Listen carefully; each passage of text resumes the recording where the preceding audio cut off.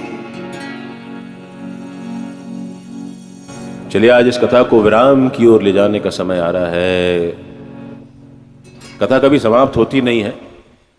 बाबा की बातें अनंत हैं। जिस तरह मनुष्य की व्यथा बेअंत होती है, वैसे ही ईश्वर की कथा अनंत होती है। उसकी बातें तो हम करते रहें 3 दिन 3 घंटे क्या होता है, कुछ नहीं होता है। लेकिन कहीं ना कहीं इन 3 दिनों में 3 घंटों की कथा यानी 9 घंटों की कथा आपके अंदर बैठे या ना बैठे, 3 मिनट की कथा भी यदि आपके अंदर बैठ गई तो जीवन सफल हो जाएगा। तो बिठाइए कथा को अपने अंदर। जितना आप बैठे हैं उसका एक अंश मात्र भी आपके अंदर बैठ जाएगा तो बहुत है, बहुत है। जीवन सफल हो जाएगा।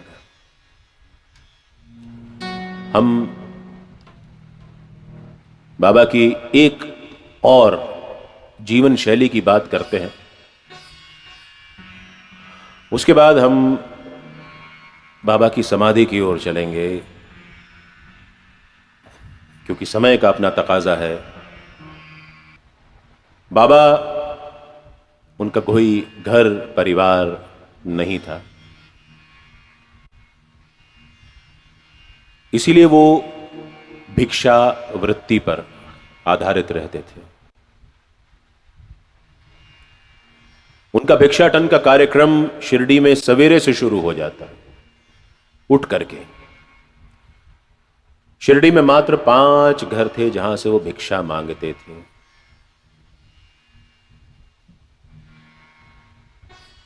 और उन 5 घरों में वो बहुत अधिकार से भिक्षा मांगते थे। कई बार तो दिन में दर्जनों बार चले जाते भिक्षा मांगने।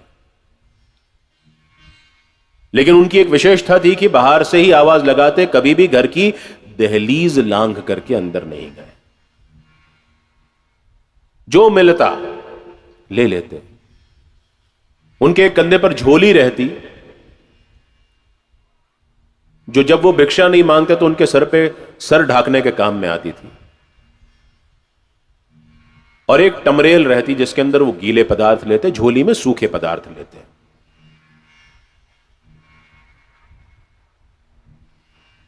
भिक्षा मांगने जाते तो बाईजामाई के घर के बाहर आवाज लगाते, आबाद ही आबाद। बाईजामाई पोड़ी आण, रोटी लेकर क्या। सखाराम शेलके के घर के बाहर जाते और कहते, ए सख्या, माला भाजी पाहिजे, यानी मुझे सब्जी चाहिए। वामन गोंदकर, भयाजी अप्पा कोते पाटिल और नंदराम मारवाड़ी, ये 5 घर थे बाबा के। नंदराम मारवाड़ी की पत्नी हकला करके बोलती थी और थोड़ा स्लो काम करती थी, तो उनको भिक्षा ला करके देने में देर हो जाती थी। तो बाबा गुस्से में बड़बड़ाते हुए चले जाते और वापस आते, ए बोपीड़ी भाई, आज दिवाली आहे, माला पूरन पोली पाहिजे। आज दिवाली है, मुझे पूरन पोली खाने की इच्छा है। अधिकार से मांगते। क्या कारण था कि हम सबकी झोली भरने वाले को भिक्षा मांगने का काम करना पड़ा। इस ग्रंथ के लेखक ने विवेचना करने की कोशिश की है। हमारे शास्त्रों के अनुसार हम लोग जीवन में 4 आश्रमों से गुजरते हैं, ब्रह्मचर्य, गृहस्थ, वानप्रस्थ और सन्यास। तो इसमें गृहस्थों की जिम्मेदारी बन जाती है कि ब्रह्मचर्य के आश्रम वालों को, बूढ़े लोगों को और सन्यास ले चुके लोगों को रोजी रोटी का प्रबंध करा करके दें। और बाबा तो बाल ब्रह्मचारी थे, वो तो हमेशा से ही ब्रह्मचर्य आश्रम में ही रहे। उनका खुद का घर परिवार नहीं होता, इसलिए उनके चूल्हे चौके की जिम्मेदारी हम गृहस्थों को निभानी पड़ती है। बाबा का कहना था, मेरा इन लोगों से ऋणानुबंध है, इसलिए मैं जाकर के इनके यहां से भिक्षा मांगता हूं। बाबा कांचन, कीर्ति और कामिनी से दूर थे। इसलिए इस ग्रंथ के लेखक लिखते हैं कि भिक्षा मांगना उनका प्रारब्ध बन गया था।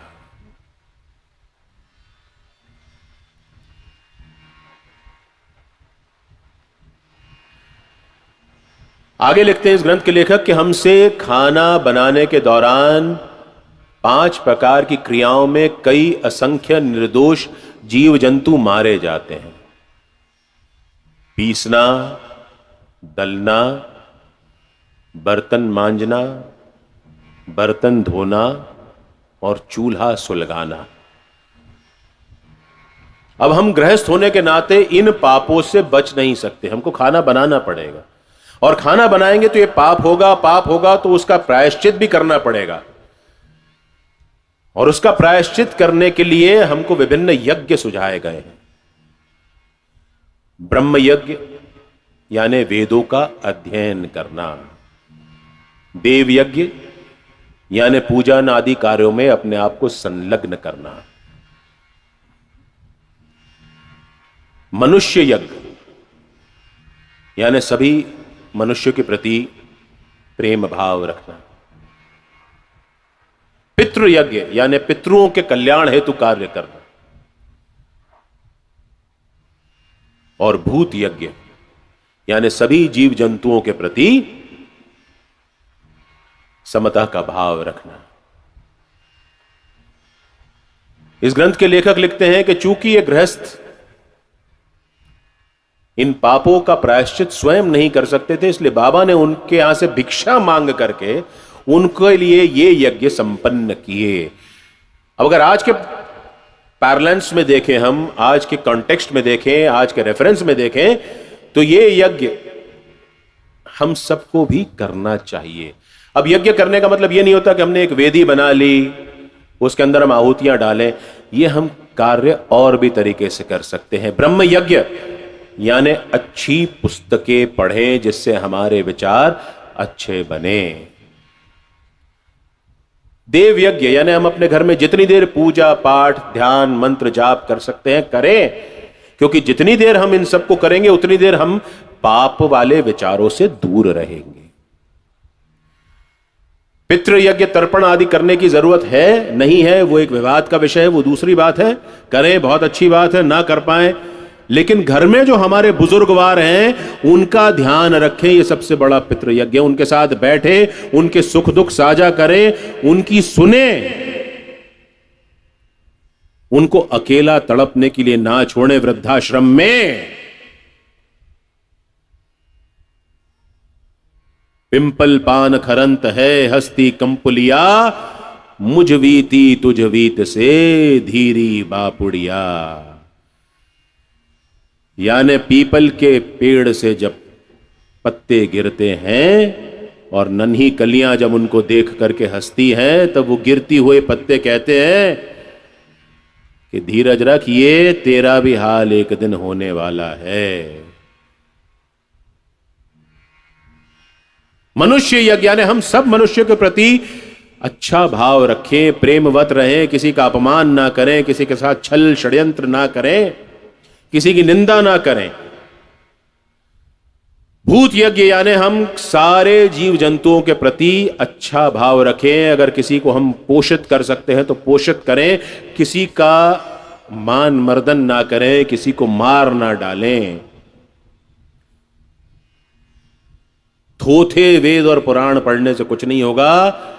समय बदलता है और इन सब यज्ञों का महत्व, उनका अर्थ समय के साथ बदलता है। जो अर्थ समझ में आता है बदलते समय के साथ, उनको जीवन में आत्मसात करना चाहिए।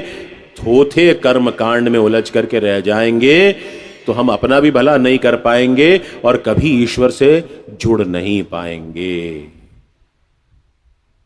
जब तक उन कर्म कांडों का अर्थ मर्म हमारी समझ में नहीं आएगा। तो बाबा ये काम करते थे। सब मनुष्यों के प्रति बाबा ने एक जैसा भाव रखा। गरीबों को कभी हे दृष्टि से नहीं देखा। वो तो कहते थे कि फकीरी अव्वल बादशाही, अमीरी से लाख सवाई, गरीबों का अल्लाह भाई, गरीबों का अल्लाह भाई। फकीरी अव्वल बादशाही,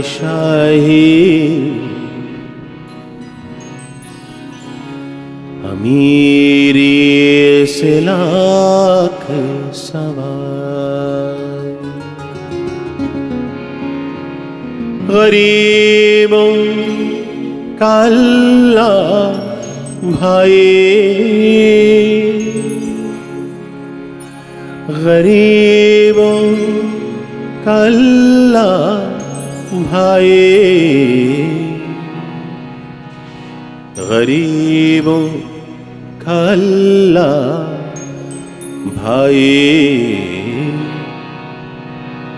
गरीबों का अल्लाह भाई।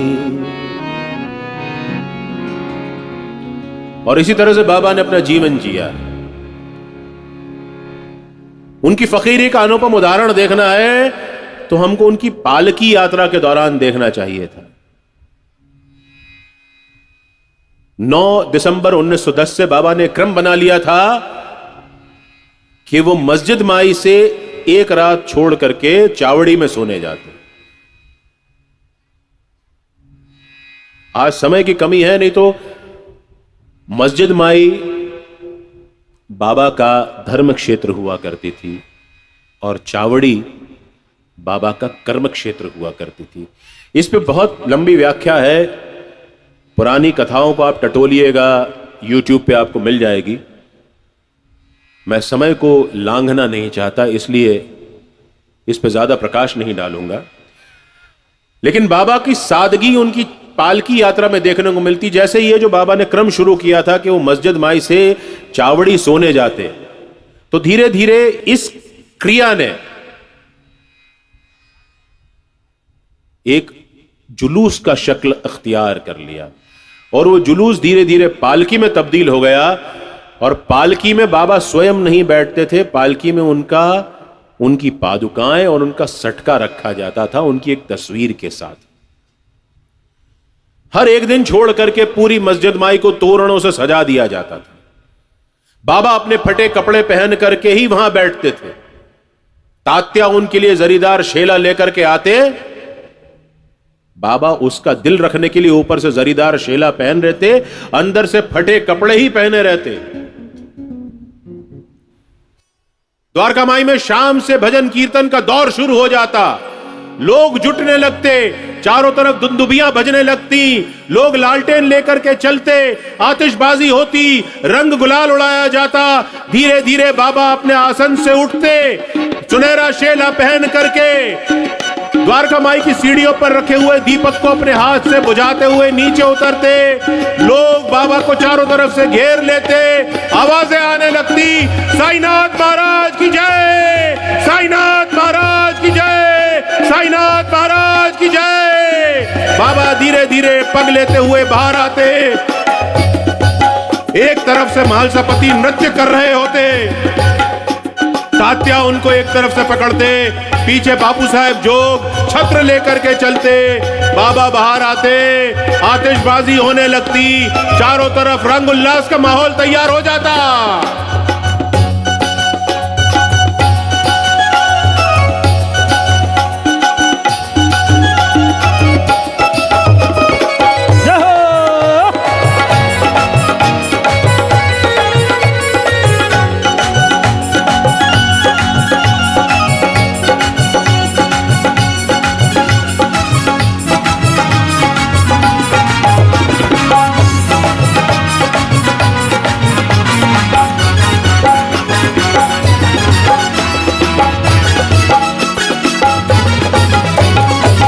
लेके चलो लेके चलो हो लेके चलो लेके चलो लेके चलो लेके चलो लेके चलो लेके चलो हो लेके चलो पालकी शिरडी के नाथ की लेके चलो पालकी शिरडी के नाथ की लेके चलो पालकी मेरे शिरडी के नाथ की लेके चलो पालकी शिरडी के नाथ की कांधा लगा के बोलो जय साईं नाथ की कांधा लगा के बोलो जय साईं नाथ की कांधा लगा के बोलो जय साईं नाथ की कांधा लगा के बोलो जय साईं नाथ की लेके चलो लेके चलो हो लेके चलो लेके चलो हो लेके चलो पालकी शिरडी के नाथ की लेके चलो पालकी शिरडी के नाथ की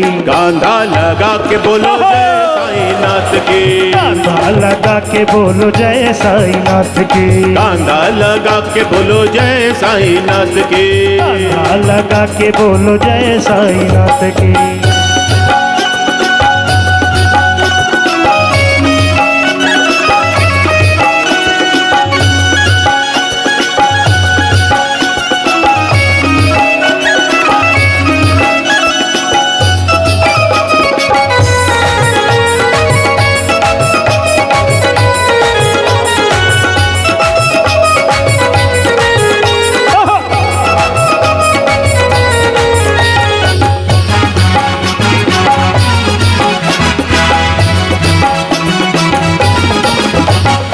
आसानी से कट जाएगा बंदे तेरा रास्ता हर एक पल जप करता चल तू साईं के नाम का आसानी से कट जाएगा काटो भरा रास्ता हर एक पल जप करता चल तू साईं के नाम का अरे साथ तेरे बाबा फिर काहे का डरना हा हा हा साथ है तेरे बाबा फिर काहे का डरना साईनाथ साईनाथ साईनाथ साईनाथ साईनाथ साईनाथ लेके चलो चलो रे चलो लेके चलो लेके चलो लेके चलो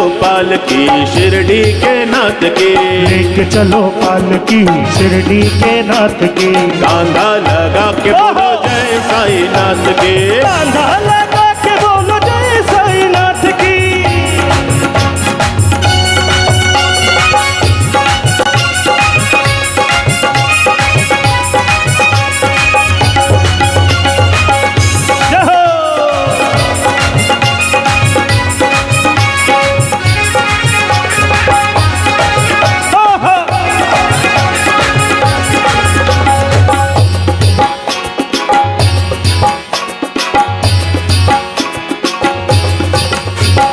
मालिक है वो सबसे बड़ा सब कुछ है वो देखता रखता है वो सबकी खबर आसन पे बैठा हुआ मालिक है वो सबसे बड़ा सब कुछ है वो देखता रखता है वो सबकी खबर आसन पे बैठा हुआ अरे साथ है तेरे बाबा फिर काहे का डरना ना ना ना साथ है तेरे बाबा फिर काहे का डरना साईनाथ साईनाथ साईनाथ साईनाथ साईनाथ साईनाथ लेके चलो चलो चलो चलो चलो चलो चलो लेके चलो लेके चलो लेके चलो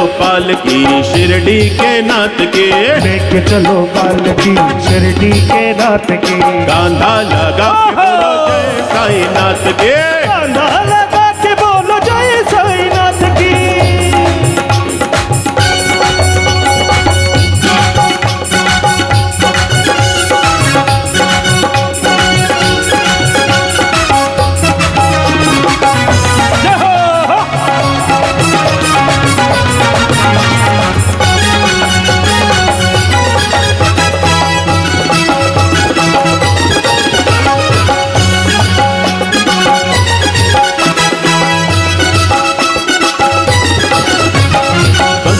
तेरा मजहब है क्या, साई नहीं देखता, उसके लिए सब एक है, करता है सबका भला। बंदे तेरा मजहब है क्या, साई नहीं देखता, उसके लिए सब एक है, करता है सबका भला। अरे साथ है तेरे बाबा, तू आगे बढ़ता जा जा जा जा। साथ है तेरे बाबा, तू आगे बढ़ता जा। साईनाथ साईनाथ साईनाथ, साईनाथ साईनाथ साईनाथ, लेके चलो लेके चलो हो, लेके चलो लेके चलो, लेके चलो पालकी शिरडी के नाथ के, लेके चलो पालकी शिरडी के नाथ की, लेके चलो पालकी शिरडी के नाथ के, लेके चलो पालकी शिरडी के नाथ की। कांधा लगा के बोलो जय साईनाथ के, कांधा लगा के बोलो जय साईनाथ की, कांधा लगा के बोलो जय साईनाथ के, लगा के बोलो जय साईनाथ की, कांधा लगा के बोलो।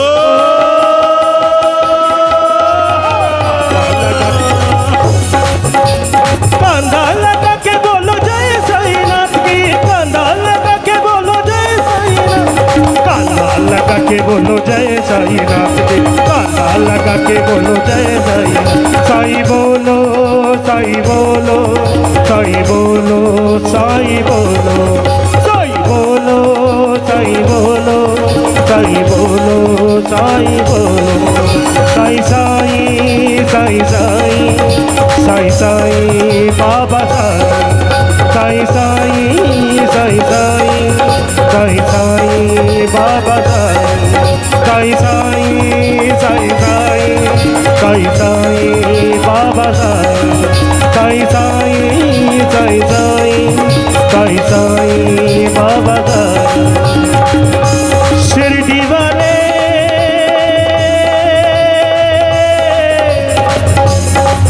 साई बाबा,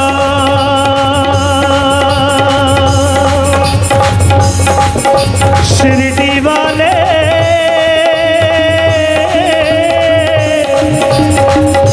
साई बाबा।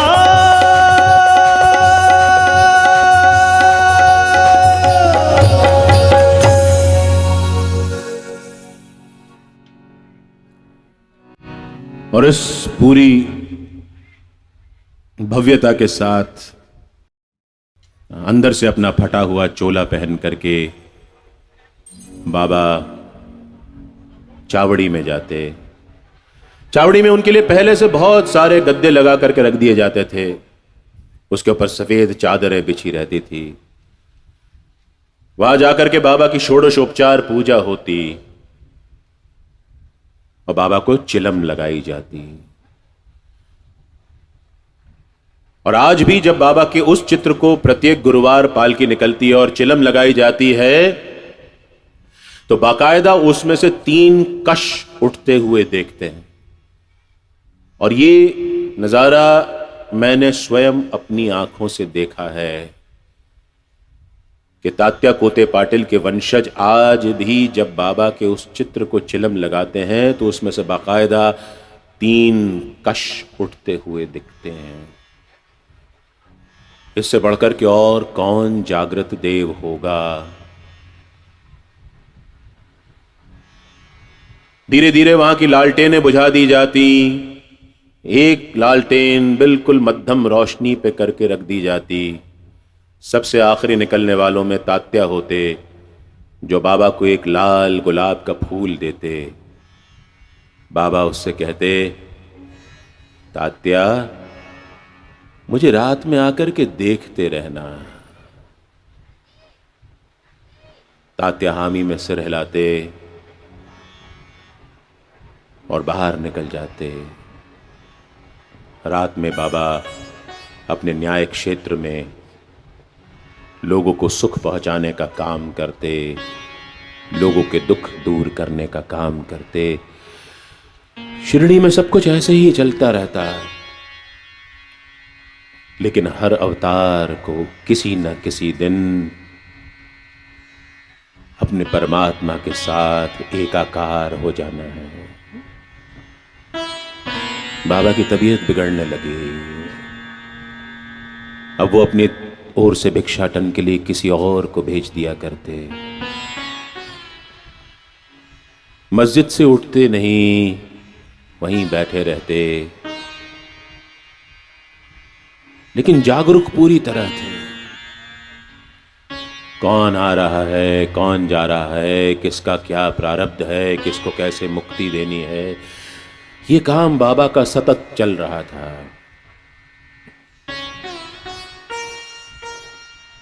उन्नीस 1916 का दशहरा, उस दिन भी पालकी निकलने वाली थी। दशहरे के दिन सीमोल्लंघन का त्योहार माना जाता है कि जिसमें एक गांव के लोग दूसरे गांव की सीमा में जाते हैं और वहां से वापस आते हैं। जो रामायण में भगवान रामचंद्र ने किया था कि लंका का सीमोल्लंघन किया था।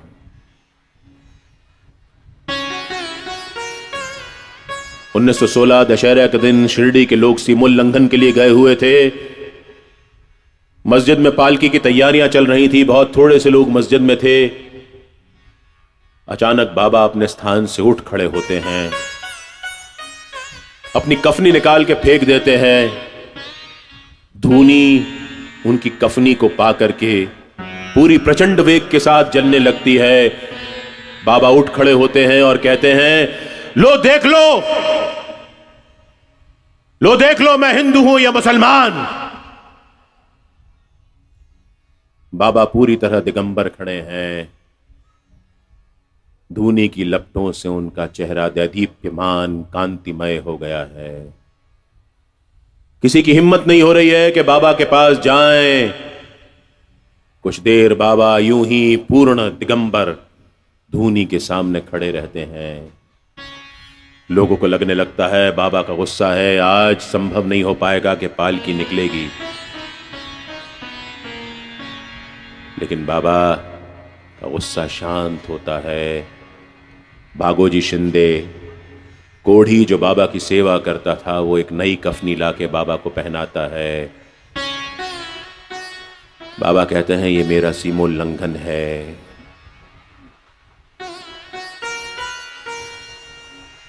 लोग वापस आते हैं, पालकी निकलती है, बात आई गई हो जाती है।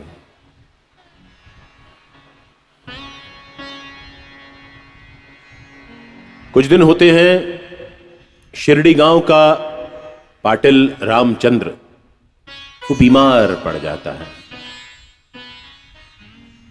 9 दिन होते हैं, उसका ज्वर कम नहीं होता, उसका बुखार कम नहीं हो रहा होता है। उसके बचने की उम्मीद सब छोड़ चुके होते हैं। बेहोश बेसुध वो अपने आसन पर घर में लेटा हुआ है। तभी देखता है कि बाबा उसके सिरहाने आकर के खड़े होते हैं और बाबा उससे कहते हैं, तू चिंता मत कर, तेरी हुंडी वापस ले ली गई है, लेकिन मुझे चिंता है तात्या की, जो आज से 2 साल बाद दशहरे के दिन अपने प्राण त्याग देगा। ये सपना देख करके रामचंद्र पाटिल पसीना पसीना होकर के उठ खड़ा होता है। देखता है उसका बुखार जाता रहता है, साईं वहां पर नहीं है।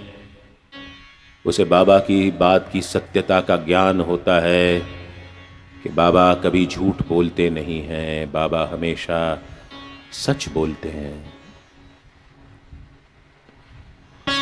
वो ये बात अपने अंतरंग मित्र लक्ष्मण बाला शिंपी को बताता है। समय गुजरता जाता है। 1918 का दशहरा पास आने वाला है। बाबा का स्वास्थ्य बिगड़ने लगता है, उधर तात्या का स्वास्थ्य बिगड़ने लगता है।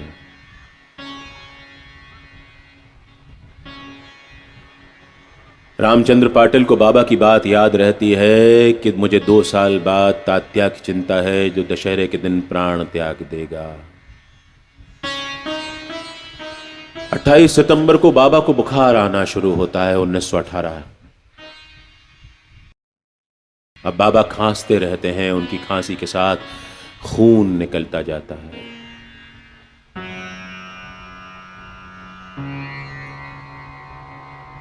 इधर बाबा की तबीयत बिगड़ती है, उधर तात्या की तबीयत बिगड़ती है। इसके कुछ दिन पहले एक घटना और होती है। वो ईंट जिस पर बाबा सर रख करके सोते थे,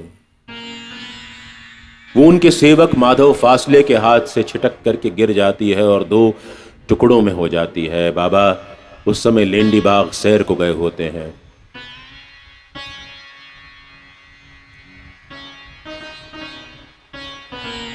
बाबा आकर के देखते हैं वो ईंट 2 टुकड़ों में पड़ी हुई है। बाबा सर पकड़ करके बैठ जाते हैं, कहते हैं मेरा तो सब कुछ चला गया, ये ईंट टूट गई, मेरी जीवन संगिनी चली गई, अब मैं जी करके क्या करूंगा।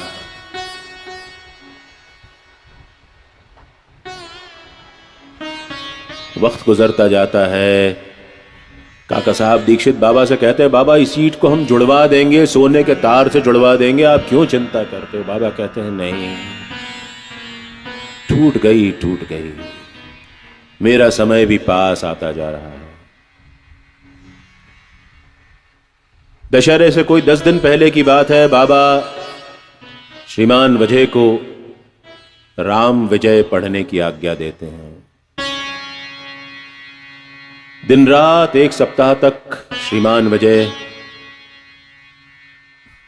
राम विजय पढ़ते हैं, वो पूर्ण कर लेते हैं। बाबा उनसे फिर कहते हैं एक बार और पढ़ो। 2-3 दिन पढ़ने के बाद उनकी हिम्मत जवाब दे जाती है, वो नहीं पढ़ पाते। दशहरे का दिन 15 अक्टूबर 1918, दोपहर की आरती हो चुकी है। बाबा ने आरती में आंखें नहीं खोली हैं, लेकिन बाबा ने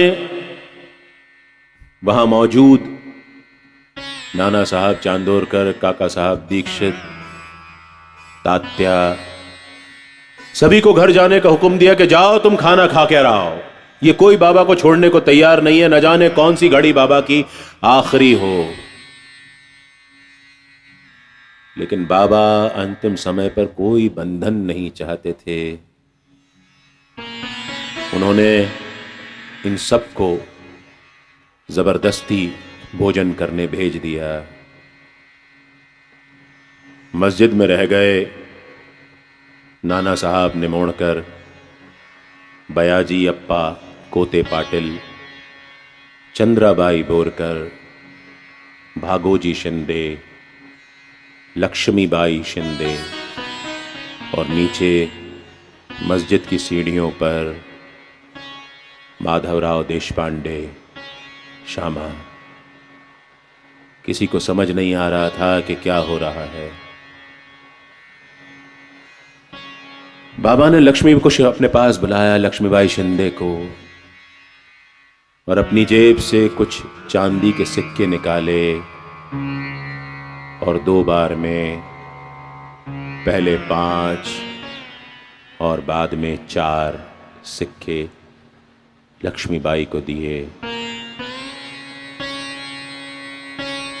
इन 9 सिक्कों का अर्थ कोई किसी भी प्रकार से निकाल सकता है, लेकिन बाबा की लीला बाबा जाने। कोई कहता है ये नवविधा भक्ति के द्योतक हैं, कोई कहता है कि नवरात्र पर्व समाप्त हुए थे, ये 9 देवियों के प्रति बाबा की आहुति थी। कोई कहता है ये भक्त के 9 लक्षणों के प्रतीक हैं।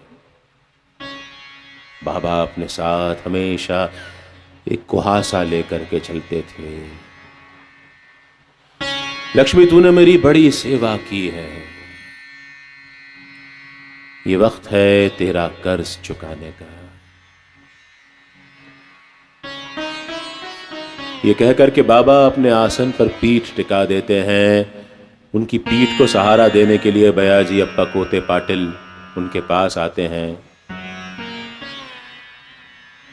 बाबा उनसे कहते हैं, मुझे यहां अच्छा नहीं लगता, मुझे वाड़े में ले चलो। वो वाड़ा जो बाबा की आज्ञा से बापू साहेब बूटी तैयार करवा रहे थे,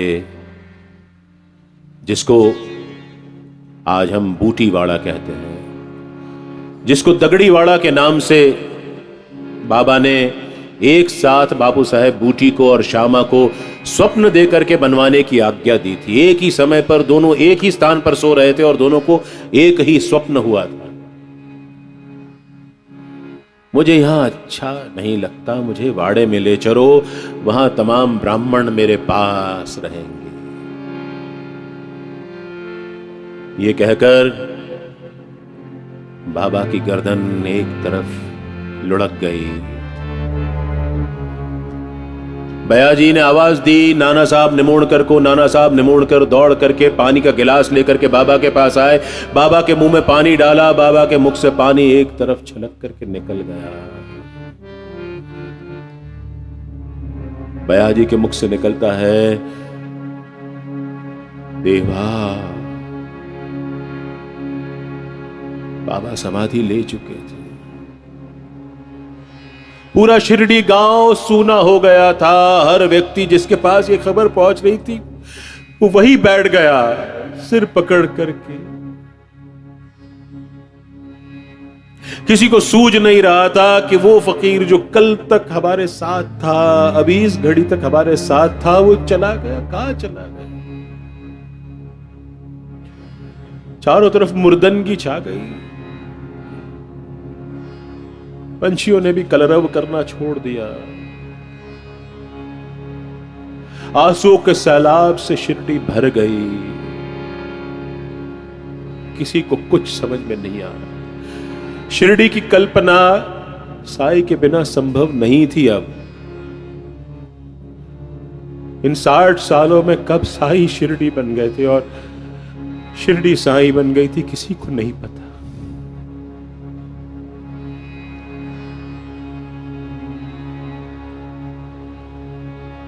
बाबा समाधि ले चुके थे, लेकिन उनके चमत्कार बदस्तूर चल रहे थे। पंढरपुर में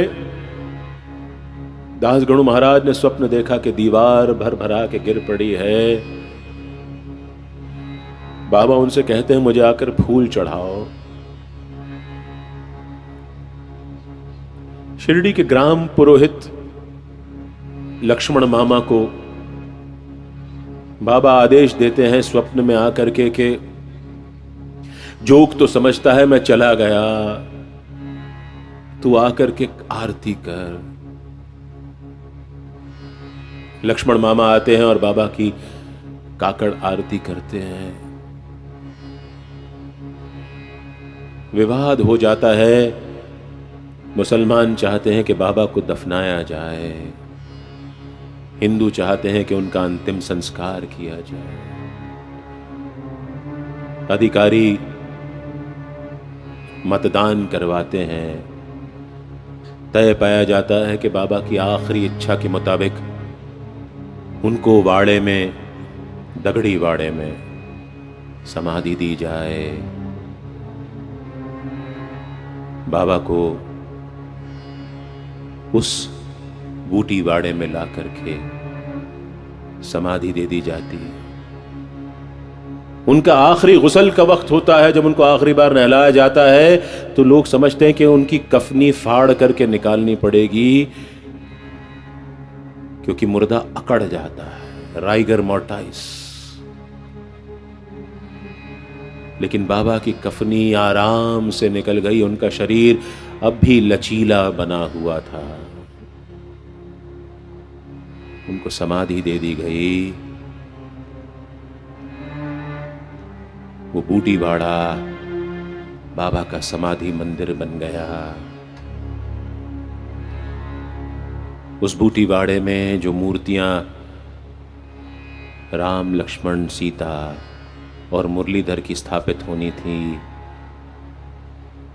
उनकी जगह बाबा ने ले ली। बाबा मुरलीधर बन गए, घनश्याम बन गए। बाबा ने अपने जीवन काल में हम सबको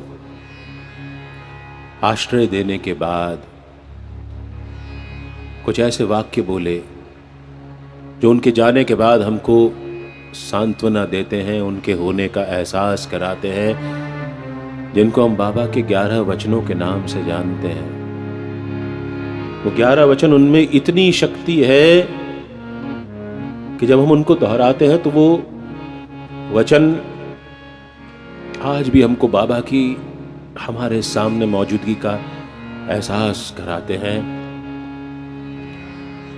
आइए हम बाबा के वो 11 वचन एक साथ दोहराते हैं और इस कथा को विराम की ओर ले जाते हैं। साईं राम साईं राम साईं राम मेरे साईं राम, साईं राम साईं राम साईं राम मेरे साईं राम, साईं राम साईं राम साईं राम मेरे साईं राम, साईं राम साईं राम साईं राम मेरे साईं राम, साईं राम साईं राम साईं राम मेरे साईं राम, साईं राम साईं राम साईं राम मेरे साईं राम, जो शिरडी में आएगा आपद दूर भगाएगा, जो शिरडी में आएगा आपद दूर भगाएगा, जो शिरडी में आएगा आपद दूर भगाएगा, जो शिरडी में आएगा आपद दूर भगाएगा, चढ़े समाधि की सीढ़ी पर पैर तले दुख की पीढ़ी कर, चढ़े समाधि की सीढ़ी पर पैर तले दुख की पीढ़ी कर, चढ़े समाधि की सीढ़ी पर पैर तले दुख की पीढ़ी कर, चढ़े समाधि की सीढ़ी पर पैर तले दुख की पीढ़ी कर, त्याग शरीर चला जाऊंगा भक्त है तू दौड़ा आऊंगा, त्याग शरीर चला जाऊंगा भक्त है तू दौड़ा आऊंगा, त्याग शरीर चला जाऊंगा भक्त है तू दौड़ा आऊंगा, त्याग शरीर चला जाऊंगा भक्त है तू दौड़ा आऊंगा, मन में रखना दृढ़ विश्वास करे समाधि पूरी आस, मन में रखना दृढ़ विश्वास करे समाधि पूरी आस, मन में रखना दृढ़ विश्वास करे समाधि पूरी आस, मन में रखना दृढ़ विश्वास करे समाधि पूरी आस, मुझे सदा जीवित ही जानो अनुभव करो सत्य पहचानो, मुझे सदा जीवित भी जानो अनुभव करो सत्य पहचानो, मुझे सदा जीवित ही जानो अनुभव करो सत्य पहचानो, मुझे सदा जीवित भी जानो अनुभव करो सत्य पहचानो, मेरी शरण आ खाली जाए हो तो कोई मुझे बताए, मेरी शरण आ खाली जाए हो तो कोई मुझे बताए, मेरी शरण आ खाली जाए हो तो कोई मुझे बताए। मेरी शरण आ खाली जाए, हो तो कोई मुझे बताए। जैसा भाव रहा जिस जन का, वैसा रूप हुआ मेरे मन का। जैसा भाव रहा जिस जन का, वैसा रूप हुआ मेरे मन का। जैसा भाव रहा जिस जन का, वैसा रूप हुआ मेरे मन का। जैसा भाव रहा जिस जन का, वैसा रूप हुआ मेरे मन का। भार तुम्हारा मुझ पर होगा, वचन न मेरा झूठा होगा। भार तुम्हारा मुझ पर होगा, वचन न मेरा झूठा होगा। भार तुम्हारा मुझ पर होगा, वचन न मेरा झूठा होगा।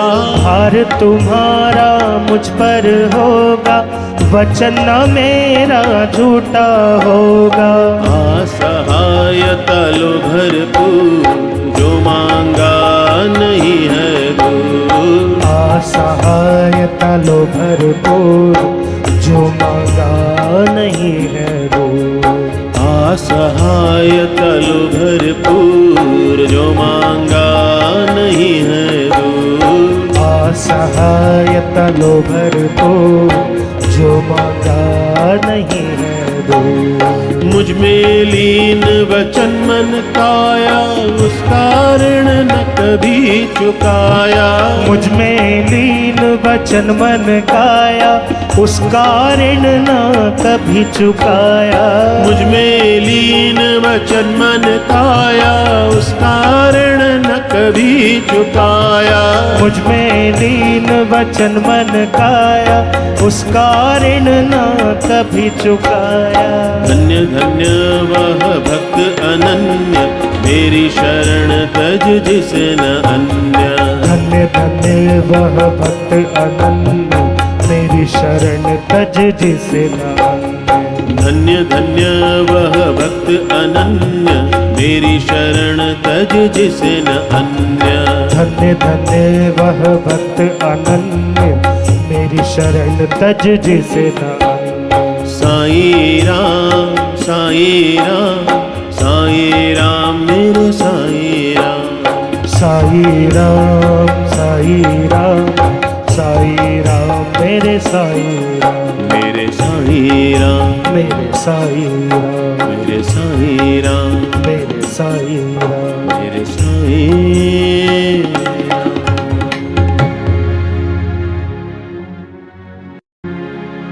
11 वचन आज भी हमको बाबा के हमारे साथ, हमारे पास होने का एहसास कराते हैं। जीवन है, आशाएं बंधेंगी, टूटेंगी, अड़चन आएंगी, निकल जाएंगी।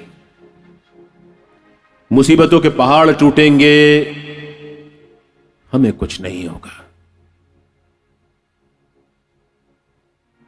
आशा मत खोना, श्रद्धा मत खोना, सब्र को टूटने मत देना। जब अच्छा समय नहीं रहता ना, तो बुरा क्यों रहेगा, यह भी निकल जाता है। हर मौके पर, हर घड़ी साईं की उंगली पकड़े चलो, छोड़ना मत। साईं तेरे संग से जीवन संभल गया, साईं तेरे संग से जीवन संवर गया। साईं तेरे संग से जीवन संभल गया, साईं तेरे संग से जीवन संवर गया। साईं तेरे संग से जीवन संभल गया, साई तेरे संग से जीवन संवर गया। ऐसा रंगा साई ने मेरा रंग बदल गया। ऐसा रंगा साई ने मेरा रंग बदल गया। ऐसा रंगा साई ने मेरा रंग बदल गया। साई तेरे संग से जीवन संभल गया। साई तेरे संग से जीवन संवर गया। साई तेरे संग से जीवन संभल गया। साई तेरे संग से जीवन संवर गया।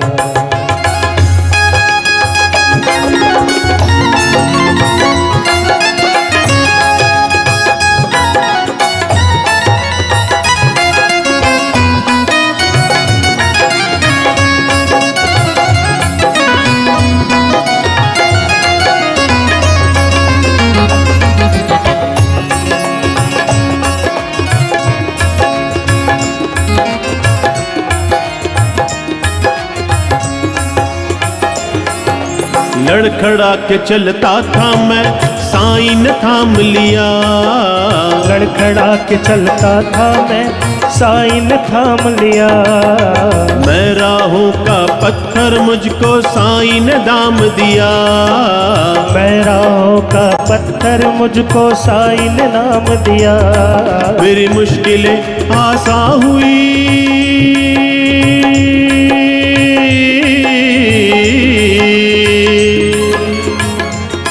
मेरी मुश्किलें आसान हुई जो साईं का नाम लिया। मेरी मुश्किलें आसान हुई जो साईं का नाम लिया। साईं तेरे संग से जीवन संवर गया। साईं तेरे संग से जीवन संवर गया। साईं तेरे संग से जीवन संभल गया। साईं तेरे संग से जीवन संवर गया।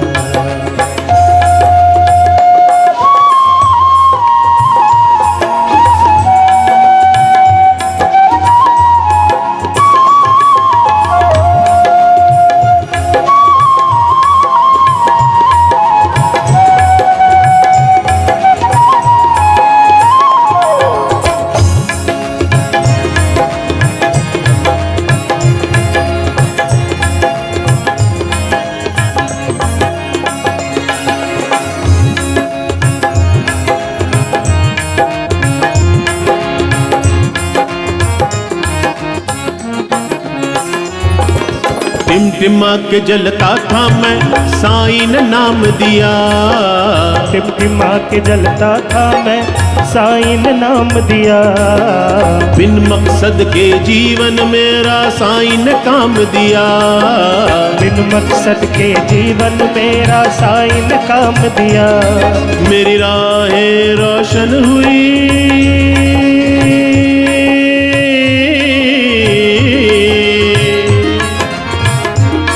मेरी राहें रोशन हुई जो साईं का ध्यान किया। मेरी राहें रोशन हुई जो साईं का ध्यान किया। साईं तेरे संग से जीवन संभल गया। साईं तेरे संग से जीवन संभल गया। साईं तेरे संग से जीवन संभल गया। साईं तेरे संग से जीवन संवर गया। ऐसा रंगा साईं ने मेरा रंग बदल गया। ऐसा रंगा साईं ने मेरा रंग बदल गया। ओ ऐसा रंगा साईं ने मेरा रंग बदल गया। साईं तेरे संग से जीवन संभल गया। साईं तेरे संग से जीवन संवर गया। साईं तेरे संग से जीवन संभल गया। साईं तेरे संग से जीवन संवर गया। साईं तेरे संग से जीवन संभल गया। साईं तेरे संग से जीवन संवर गया।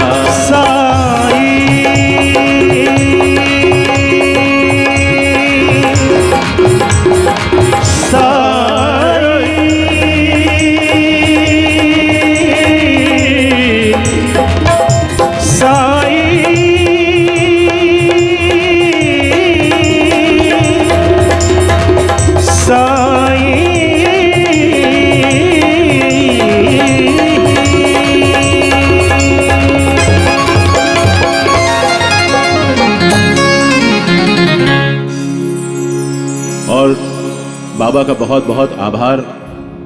वो इस कथा में आए, मेरा अनुभव रहता है कि जिस कथा में भी बाबा आते हैं वो कथा बहुत अच्छी हो जाती है, और ऐसी कोई कथा आज तक नहीं हुई जिसमें बाबा आए नहीं है। उनकी उपस्थिति का आभास हमेशा हर कथा में होता है। कौन कहता है साईनाथ आते नहीं, कहता है साईनाथ आते नहीं, कौन कहता है साईं मेरे आते नहीं, कौन कहता है साईं मेरे आते नहीं। इन भक्तों की तरह तुम बुलाते नहीं, इन भक्तों की तरह तुम बुलाते नहीं, इन भक्तों की तरह तुम बुलाते नहीं, इन भक्तों की तरह तुम बुलाते नहीं। घालिन लोटांगण बंदीन चरणम डोळ्या निपाहिन रूपम तुझे प्रेमे आलिंगिन आनंद पूजन भावे उवानिन मणे नमा। त्वमेव माता च पिता त्वमेव, त्वमेव बंधुश सखा त्वमेव, त्वमेव विद्यां द्रविणं त्वमेव, त्वमेव सर्वं मम देव देव। कायेन वाचा मनसेन्द्रियर्वा बुद्ध्यात्मना वा प्रकृति स्वभावं करोमि यद्यत् सकलं परस्मै नारायणायति समर्पयामि। अच्युतं केशवं रामनारायणं कृष्णदामोदरं वासुदेवरं श्रीधरं माधवं गोपिका वल्लभं जानकी नायकं रामचंद्रम भज। हरे राम राम राम हरे हरे, हरे कृष्ण कृष्ण कृष्ण हरे हरे, हरे राम राम राम हरे हरे, हरे कृष्ण कृष्ण कृष्ण हरे हरे। भला करो इन भक्तों का तुम भला करो, भला करो इन भक्तों का तुम भला करो, भला करो इन भक्तों का तुम भला करो, भला करो इन भक्तों का तुम भला करो, भला करो इन भक्तों का तुम भला करो, भला करो इन भक्तों का तुम भला करो, भला करो इन भक्तों का तुम भला करो, भला करो इन भक्तों का तुम भला करो। ओम साई नमो नमः, श्री साई नमो नमः, जय जय साई नमो नमः, सद्गुरु साई नमो नमः। ओम साई नमो नमः, श्री साई नमो नमः, जय जय साई नमो नमः, सद्गुरु साई नमो नमः। ओम साई नमो नमः, श्री साई नमो नमः, जय जय साई नमो नमः, सद्गुरु साई नमो नमः। ओम साई नमो नमः, श्री साई नमो नमः, जय जय साई नमो नमः, सद्गुरु साई नमो नमः। सद्गुरु साई नमो नमः, सद्गुरु साई नमो नमः, सद्गुरु साई नमो नमः, सद्गुरु साई नमो नमः, सद्गुरु साई नमो नमः, सद्गुरु साई नमो नमः, सद्गुरु साई नमो नमः, सद्गुरु साई नमो नमः।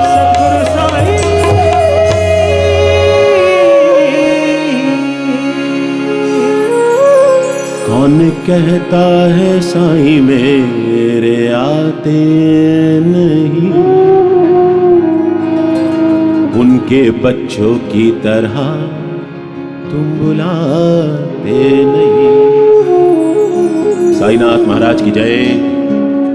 आज की कथा को हम यहीं पर विराम देते हैं, क्योंकि कथा कभी समाप्त नहीं होती, कथा सिर्फ विराम लेती है, जहां से निकल पड़ेगी अपने अगले पड़ाव की ओर, जहां वो लोगों को साईं नाम में गोते खिलवाएगी।